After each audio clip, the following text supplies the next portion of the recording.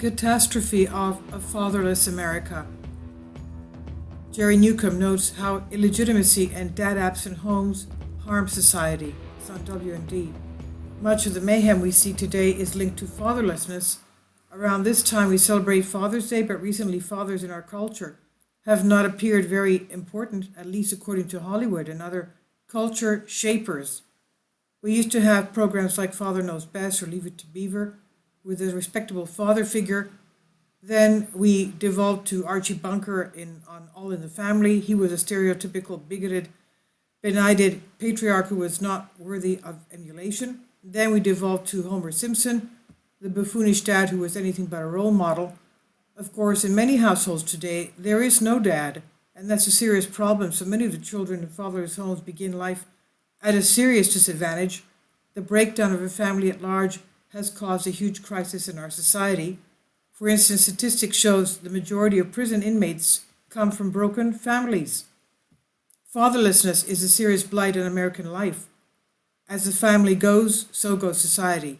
And contrary to what the left says, who spent much of their energy diminishing traditional gender roles and arguing that whatever family you choose, quote unquote, is just as good as the real thing, fathers are integral to the life of a child. Take an example. What is it that is devastating the black community today? Many in our current climate would say the main issue is racism, but sociologically, cultural pathologies are linked closely to poverty, and poverty is linked closely to the structure of the family.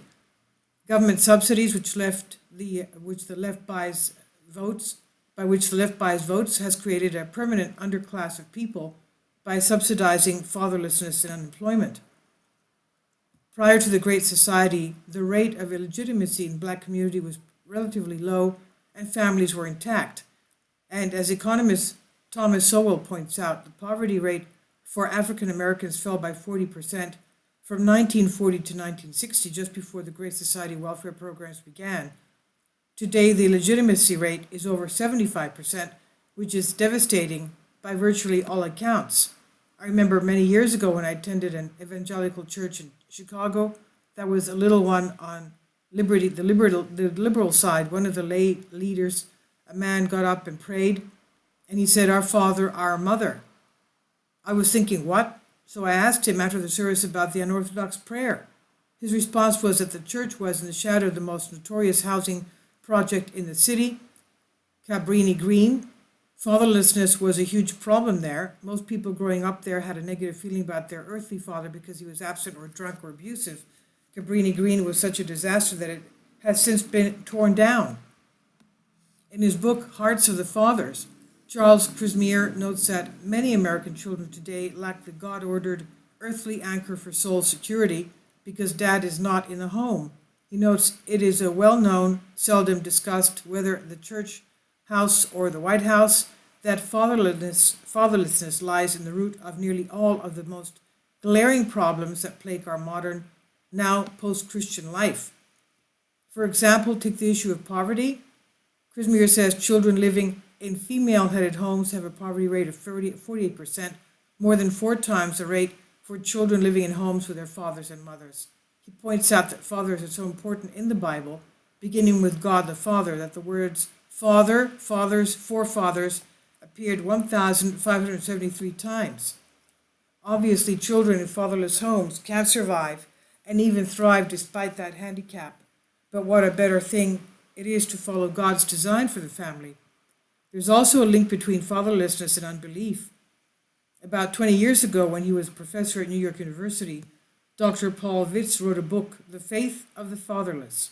In that book, he showed how famous atheists and skeptics in history had virtually no father figure in their life or a very negative father figure. As examples, he cited Voltaire, Bertrand Russell, H.G. Wells, Friedrich Nietzsche, Jean-Paul Sartre, Thomas Hobbes, and Sigmund Freud, among others. Conversely, Vitz found that strong believers often had positive fathers or father figures. In an interview for Christian television, he told me, "I would say the biggest problem in our country is the breakdown of the family, and the biggest problem in the breakdown of the family is the absence of the father." Our answer is to recover the faith, particularly for men, and we'll recover fatherhood. And if we recover fatherhood, we'll recover the family. If we recover the family, we will recover our society, end quote.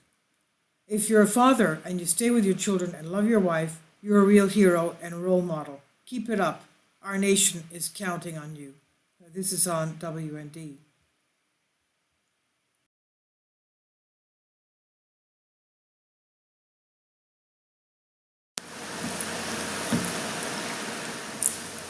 If you'd like to join me on my Patreon account, you will hear content not covered by mainstream media. These riveting stories will be based on my research, and I will state my opinions and give my personal insight on diverse and controversial subjects and world events not covered by mainstream media, and not supported by YouTube guidelines.